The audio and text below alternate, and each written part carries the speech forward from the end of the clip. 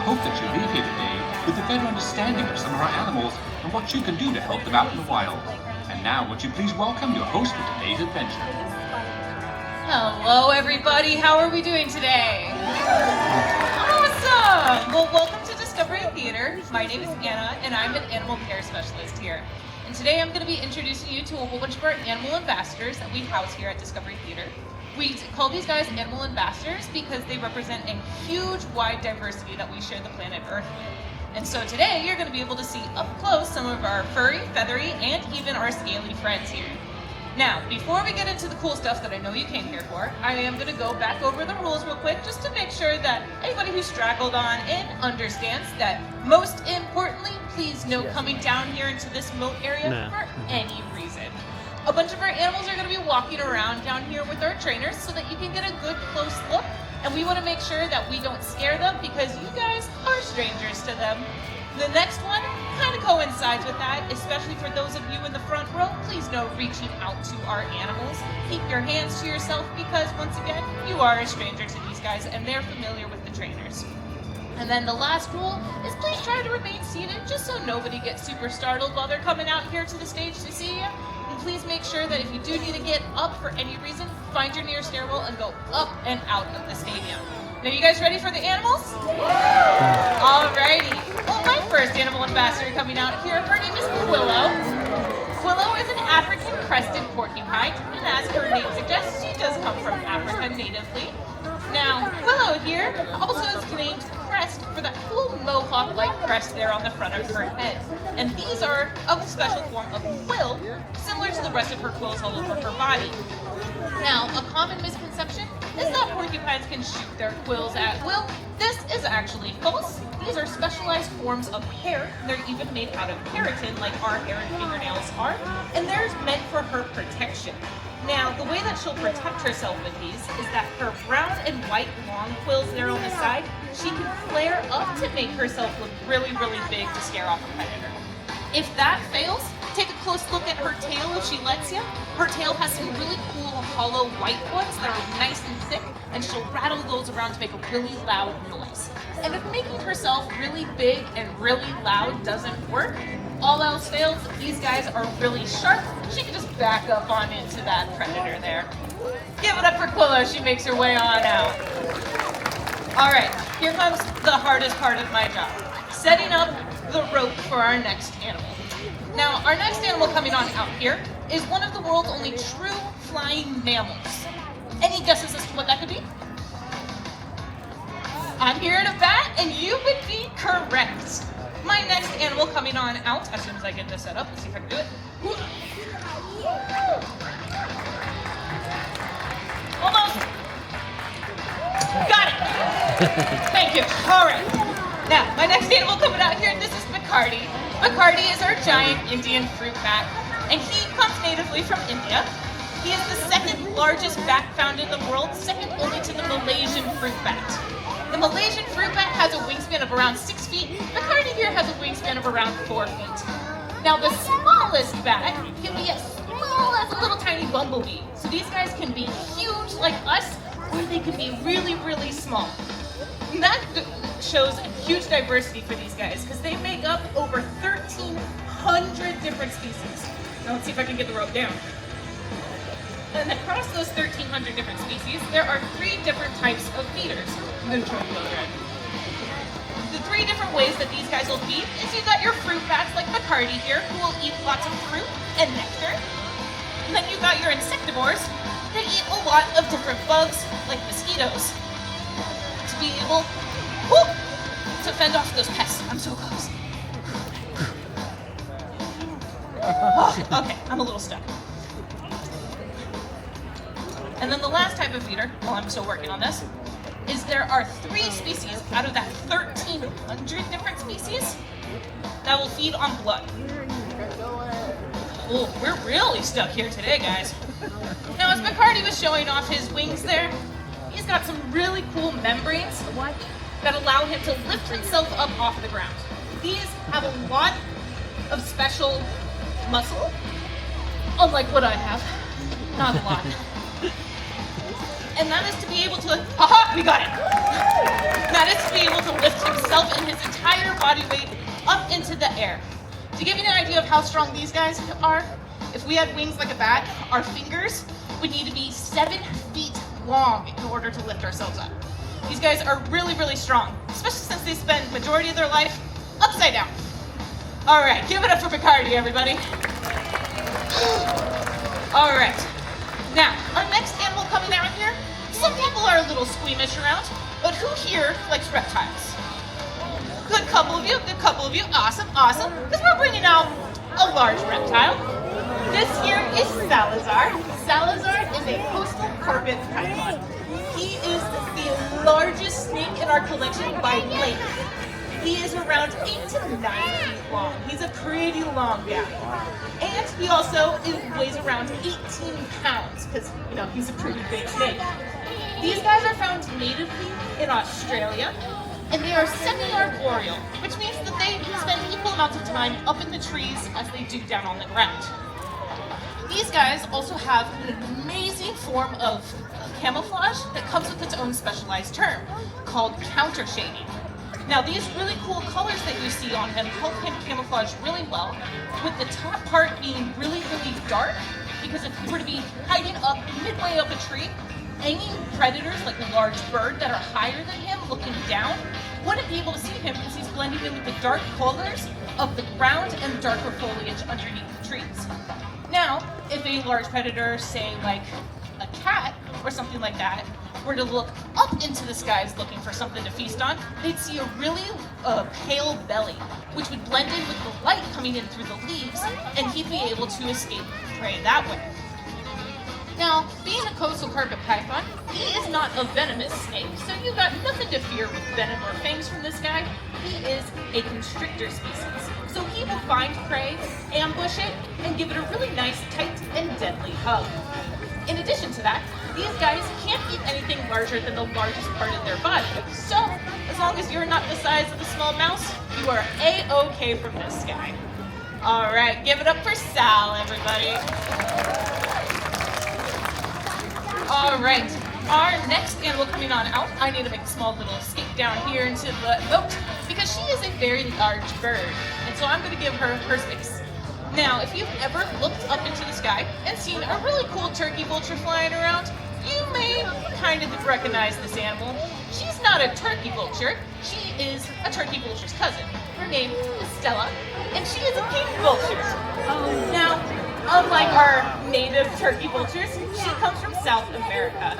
And so you can notice a good couple of key differences here. One being her color, the second being her size. She is the second largest species of vulture in the world, second only to those condors. And then Stella here also has a really large orange fluffy dangling thing on her nose, which you may or may not see here. It's pretty large, pretty dangling. This has a really fun name called a caruncle, and it is a specialized organ to determine the successfulness of an animal, which the larger and brighter it is, the more successful, which helps when fending off territory or when trying to attract a mate. Give it up for Stella, everybody. All right, my next animal, I have another prop. However, this one's a bit easier. I just gotta hope I'm tall enough, rather than strong enough. We're gonna be welcoming out a large feline. His name is Trooper, and he is an African serval. Now, when he comes out, you may mistake him for a baby cheetah, but as I just mentioned, he is his own specialized form of large feline.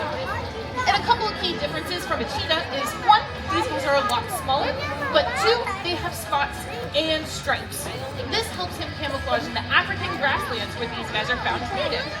Now, these guys are amazing jumpers. They have the longest leg to body size ratio of any of the large cats to help them look for prey in those grasslands. Because as Trooper's about to show us here, if a bird were to suddenly take off, he's got to be able to jump after them. Yeah, give him a round of applause. That's an amazing stunt. Now, Trooper here tends to hunt for small birds, small rodents, and other small reptiles as well in the native African grasslands that they are found. With this, they need to be able to jump really high or really far. He can jump up to 6 feet vertically, 12 feet horizontally. So if something were to scurry off and take off and he didn't have time to grab it initially, he'll just jump after it. He's got legs for days. Alrighty, this is my least favorite part of the show, but it's also my favorite part of the show because we're coming towards the end. So we're going to be bringing out our grand finale animal for you. And if you thought you got some really cool bird action with Stella, we're going to be bringing out a super colorful friend for you. This here is Gracie. Gracie is our Scarlet macaw, and she, like Stella previously, is native to South America. Now, one of my favorite words, if you hadn't caught it from Salazar or Trooper, is camouflage. And guess what? These bright colors on this bird are camouflage. But Anna, we're in California. There's a lot of green and brown. What do you mean camouflage? Well, as I said, these guys are from South America. Now, think of the Amazon rainforest. There's all sorts of cool flowers, cool fruits, all sorts of crazy foliage down there. In addition to crazy foliage, fruits, and flowers, these guys flock in anywhere between 20 to 40 individuals. So there's a lot of birds where they come from, which they all camouflage with each other. Now, if you were to pretend that you're a small little, let's say a jaguar or something, going after a nice little birdie treat up in the trees, and then suddenly 20 to 40 birds took off all at once, I'd be a bit bamboozled too. That's a lot of feathers. Now, these guys are very frequently thought of to be really cool pets. I'm here to tell you that before you go off getting a bird as a pet, do some research. Because these guys require a very varietous diet, they require a lot of enrichment, and they're very, very loud. These guys can talk, but they do also have a mind of their own. And in particular, that mind of their own is the mentality of a 2-year-old child. These guys also live for 40 or 50 to 60 years. Very long lives. Who here wants a 2-year-old for 60 years? Amazing. Cool. Mostly children. Now, if you decide that a parrot is a great pet for you, a macaw or a conure or any sort of bird, make sure you do your research. And also, make sure you adopt, don't shop. These guys are victims of the illegal pet trade. We want to make sure that we give good animals in need a great, loving, warm home. As I said, this was our finale, so I'm very sad to say that we are ending our show here. However, if you would like to ask questions, we will be bringing our animals back out. You're welcome to come down into this moat area, come get a close look, take some photos. If not, please enjoy the rest of your day here at Six Flags Discovery Kingdom. Bye!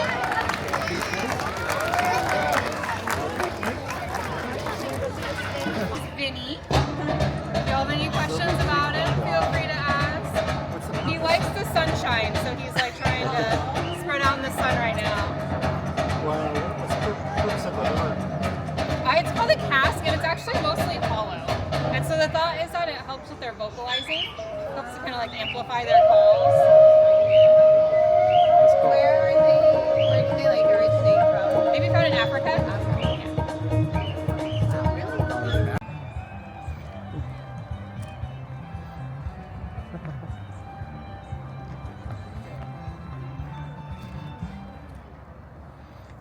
Yeah, I think that's Brandon. Brandon is the biggest one here. He was born here. Okay. Yeah, I think I'm...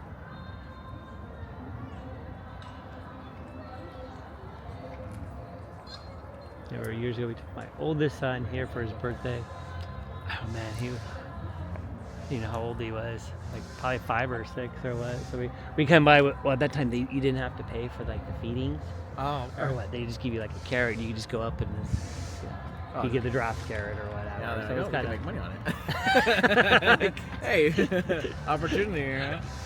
Yeah, I remember. Yeah, you go up there and feed them. It's cool. Now it's $10 for feeding per bundle. How many's in a bundle? Like 2. Yeah. What's a bundle? Come on. Yeah. Doesn't really say.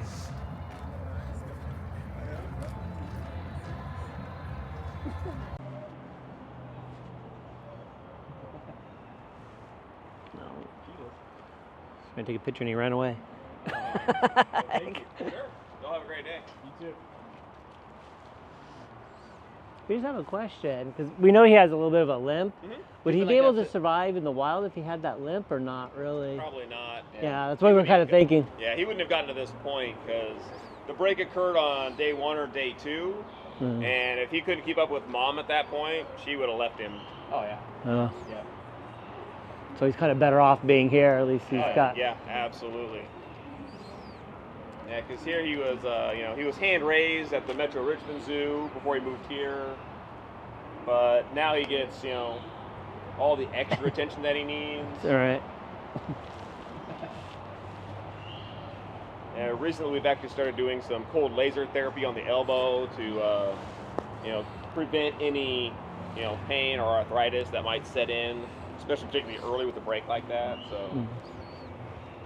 Yeah.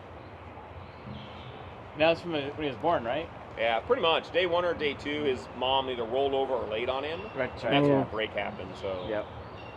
He wasn't technically born with it, but yeah. so early on that it makes no difference at this point. Yeah.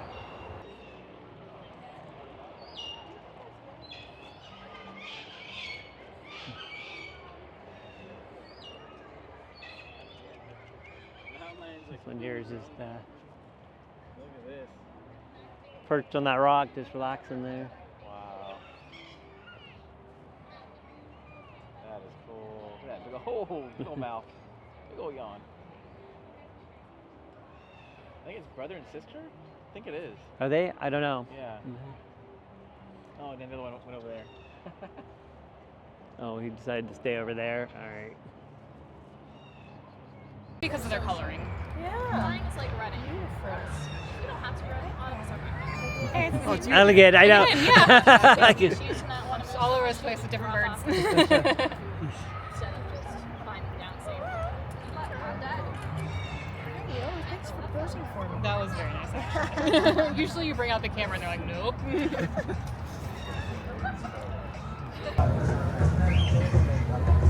Making some noises.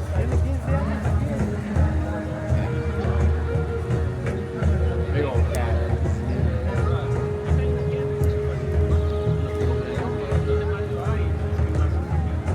Hopefully he'll roar again. Like, of course he roars when I'm not filming, right?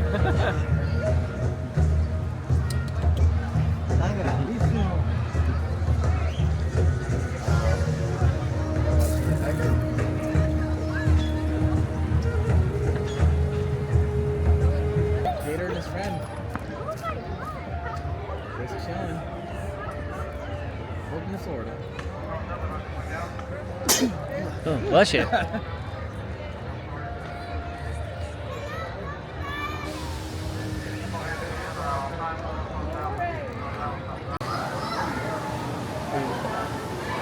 And the tortoises.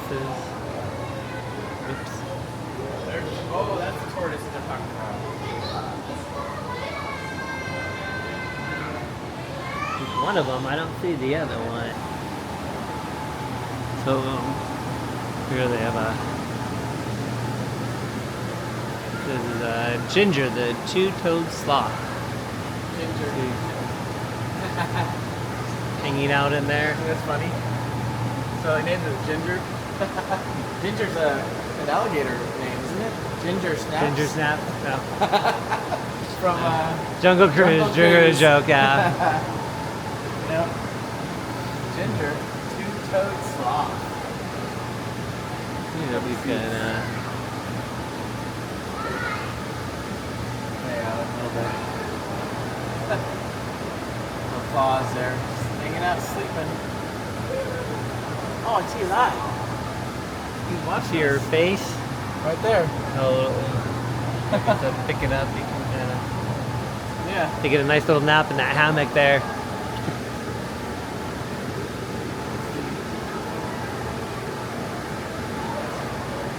Oh yeah, there you go. We've even started doing recently cold laser therapy on that to prevent any pain or arthritis development.